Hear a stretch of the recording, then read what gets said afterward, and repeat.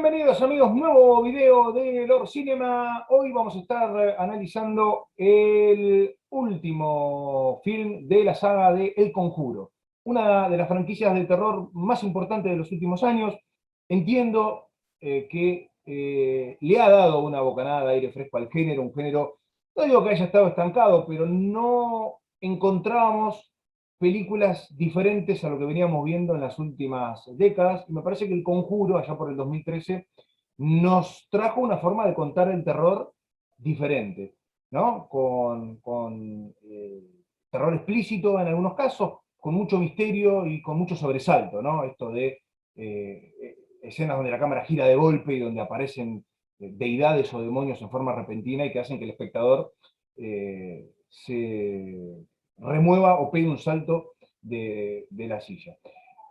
Lo interesante de esta franquicia es que está basada en hechos reales. Y cuando uno habla de hechos reales no puede dejar, o subconscientemente al menos, no puede dejar de pensar cuando está viendo el producto, que lo que está viendo ocurrió realmente, o parte de lo que está viendo ocurrió realmente. Sabemos que las adaptaciones cinematográficas en general toman una parte de la historia y después hay un guión detrás para que tenga una lógica narrativa y que uno, bueno, en definitiva, la película tenga por lo menos 3 actos o un desarrollo coherente, más allá de la experiencia o del relato de Ed y Lorraine Warren. Estos mediums detectivescos, diría yo, porque, a ver, no son exorcistas, pero sí, en el caso de Lorraine, fundamentalmente, tiene un don de ver eh, o de sentir presencias demoníacas, ¿no? Y de a veces tocando algún objeto, poder hacer una reconstrucción de dónde vino el objeto y quién lo tuvo, ¿no? Y a partir de ahí, este matrimonio fue convocado en muchos casos que no tenían explicación, es decir, que la justicia no podía resolver, que la iglesia no tenía una explicación para dar, y en muchos casos donde había asesinatos de por medio y donde ellos, a ver, eran llamados para tratar de solucionar este tipo de problemas. En las dos primeras películas se centraban mucho más en casos familiares, en casos particulares, ¿no? Casas poseídas o algunos de los integrantes de una familia que se comportaban en forma extraña y que esto obviamente contaminaba a todo el resto de sus amistades y fundamentalmente de sus amigos. Eso es lo que exploró las dos primeras películas. Dos películas que se expandieron con distintos spin-offs: Annabelle, La Monja, La Maldición de la Llorona. Próximamente La Monja tendrá una secuela y también vamos a tener The Crooked Man, que es otro objeto o otra criatura similar a Annabelle, que tiene su propia historia. Pero digo, los spin-offs se han encargado de contar los orígenes de esas entidades demoníacas, algo que en las películas en general no se explican, sino que nos muestran directamente de qué son capaces, pero no conocemos de dónde vienen, o por lo menos se lo menciona muy fugazmente. Los spin-offs se han encargado de mostrarnos el origen de varios de los demonios que hemos visto en la saga principal de películas protagonizadas por el matrimonio Warren. ¿Qué tiene esta tercera parte que no tienen las otras? ¿Cae en lugares comunes o nos están mostrando algo totalmente nuevo? Aclarando siempre que todas estas historias en parte son sacadas de relatos reales y de experiencias que han tenido los Warren a lo largo de sus distintas investigaciones. Lo primero que debo decir de esta tercera parte es que es la que a mí particularmente menos me asustó de las tres. ¿Es esto algo terriblemente negativo para la película? Cuando hablamos del terror, una película que te asusta menos que las otras, porque no es la mejor. Bueno, uno se termina acostumbrando también a la fórmula, ¿no? Cuando uno vio El Conjuro y vio la segunda parte, era algo novedoso la forma en que James Wan tenía la capacidad de contarnos esta historia y cómo nos incomodaba. A ver, yo siempre he creído que una película de terror tiene que incomodar al espectador, en todos los aspectos. Sentirse inseguro, incómodo en el asiento, girar la cabeza pensando que hay algo detrás o en un costado, y cuando la película termina no querer apagar la luz. Me parece que si una película de terror logra eso, es un éxito. Si logra eso, es un éxito. Obviamente después está sujeto la taquilla, la crítica, algo que El Conjuro ha tenido una respuesta enorme por parte del público, y la crítica y la taquilla la acompañó enormemente, si no, no estaríamos ante esta cantidad de secuelas y spin-off que les contaba hace un rato. ¿Hacia dónde apunta la tercera parte que la hace diferente a lo que hemos visto en sus películas anteriores? En primer lugar, que el demonio o la deidad demoníaca en cuestión no viene voluntariamente a nuestra realidad, a la Tierra, sino que es convocada. Algo diferente a lo que estábamos acostumbrados a ver. Nos han mostrado siempre que, por lo menos en esta franquicia, que el demonio que posee un objeto, una casa o una persona lo hace voluntariamente para corromper esa persona o para de alguna forma tener un vehículo para poder cruzar la barrera y venir a corromper la tierra, sea cual fuera este demonio. No estamos hablando del diablo en persona, sino que son distintas criaturas demoníacas, como lo hemos visto en Annabelle y en la monja. No son el diablo, son otras deidades. Pero siempre han venido a la tierra por voluntad propia. Han encontrado a alguien débil espiritualmente, o una familia débil espiritualmente, o una casa que ha vivido atrocidades y que ha encontrado la puerta para poder ingresar y atormentar a quienes están viviendo ahí. Esto lo hemos visto ya anteriormente. Lo que esta película plantea, creo yo, son dos puntos fundamentales que la hacen diferente a lo que habíamos visto en la primera y segunda parte. En primer lugar, es lo que le decía recién, la criatura demoníaca o el espíritu no viene voluntariamente, sino que es convocado mediante un ritual. Estamos hablando de magia negra, estamos hablando de algo similar al vudú, ¿no? Con un objeto de una persona, ¿no? Se utiliza ese objeto, ¿no? Que puede ser una prenda o simplemente una foto de una determinada persona, y el hechicero en cuestión, mediante un libro de hechizos, convoca a X demonio, ¿no? Y este demonio directamente va hacia esa persona y lo atormenta o lo posee, y a partir de ahí lo que ya conocemos. Ese demonio que no viene voluntariamente, que no quiere estar en la tierra, sino que es sacado del infierno y traído acá, y esto se explica, pide siempre algo a cambio. Esto no es algo nuevo, siempre son las almas lo que pide, hay un precio a pagar, pero lo que la película explora un poco es cómo hacer para sacarle el demonio o una deidad a una persona si el demonio no está voluntariamente en esa persona, sino que es traída por otra. No solo tenés que combatir al demonio, sino que tenés que combatir al brujo o al hechicero y encontrar el lugar donde se hizo el ritual para poder traerlo. Ahí es donde me parece que se diferencia de las otras dos. Por eso esta película tiene como nombre El diablo me dijo que lo hiciera. ¿Y esto qué significa? El diablo me dijo que lo hiciera. Plantea otra cuestión. ¿Qué pasa cuando un asesino o asesina, que claramente es culpable, alega ante la justicia o se debe probar ante un juez o un jurado que no fue él el que mató a esas personas, aunque sí lo hizo físicamente, fue su cuerpo el que lo hizo, pero sino que estaba dominado por un demonio o por una deidad? ¿Cómo hacen para hacerle creer esto a un juez y a un jurado? Bueno, acá es donde entran Ed y los Ray Warren, ¿no? Estos investigadores que se encargan justamente de explorar un poco este tipo de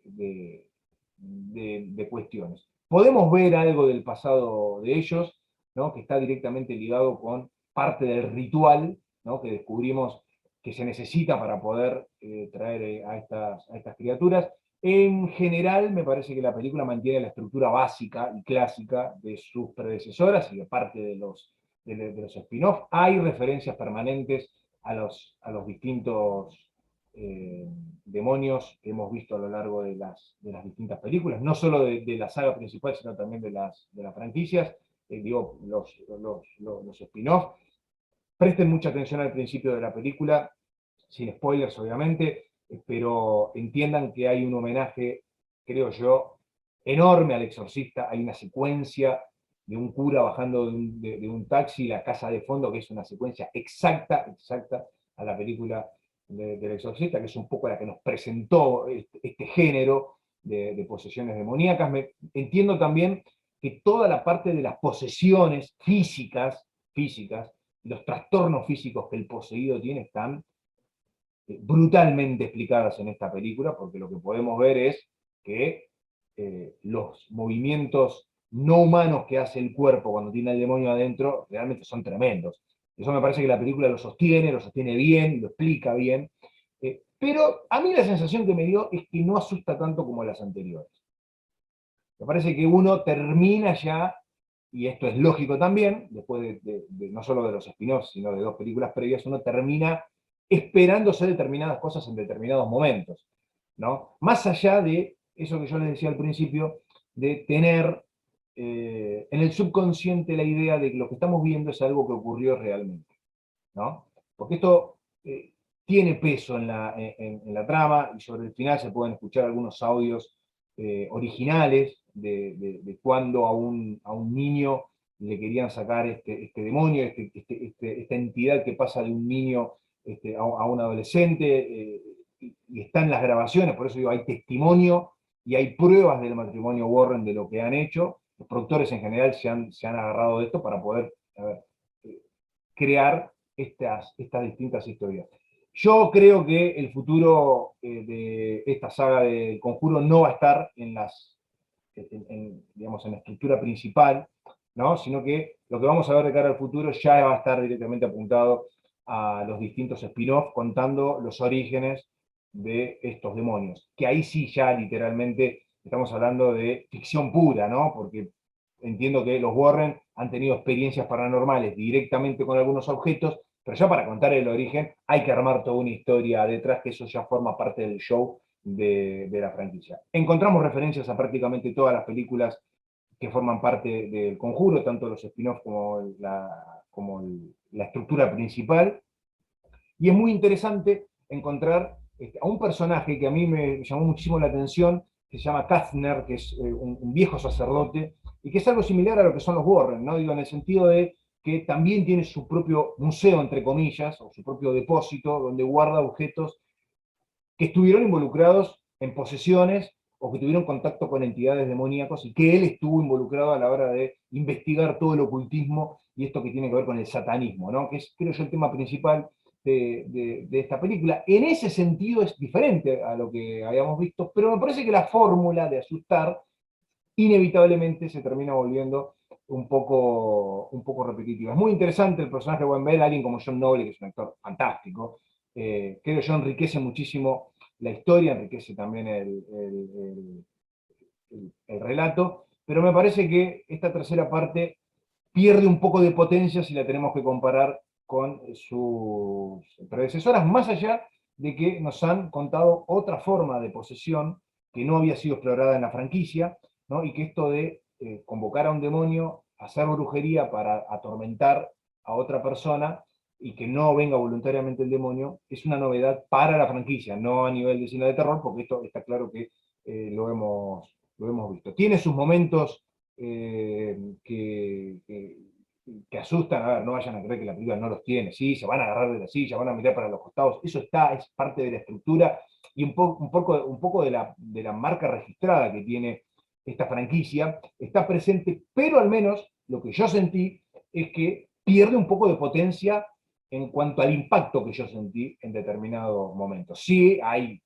secuencias en las que uno se agarra de la silla y mira medio para otro lado, lo cual hace que la película valga la pena, pero lo que creo es que ya al tener tantos spin-off con la misma fórmula, aunque con protagonistas diferentes, y una tercera película de la saga principal, inevitablemente pierde algo de sorpresa a la hora de poder ver a estos investigadores.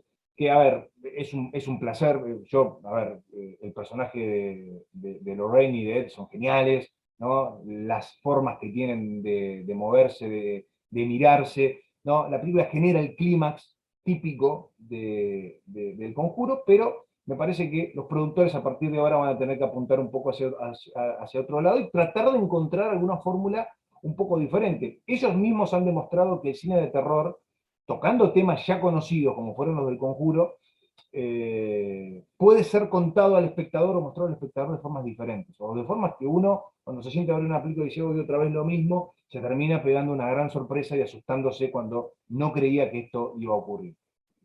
Veremos si Wong tiene algunas bajo la manga de cara al futuro. Como les dije antes, hay algunas secuelas eh, pre, preparadas. De hecho, la segunda parte de La Monja estará por salir dentro de probablemente un año, ¿no? Es muy probable que en 2022 la tengamos. Pongo el ejemplo de tanto de Annabelle como de La Monja, dos entidades que fueron una gran sorpresa y que el público abrazó enormemente, ¿no? Digo, se asustaron tanto que valió la pena poder hacer secuelas y secuelas de personajes que formaban parte de la estructura principal narrativa de El Conjuro. véanla, si son amantes del terror obviamente lo van a hacer, creo que como fan de la franquicia vale la pena, pero también entiendo que a partir de ahora van a tener que tener los ojos bien abiertos porque pueden llegar a caer ya definitivamente en lugares comunes.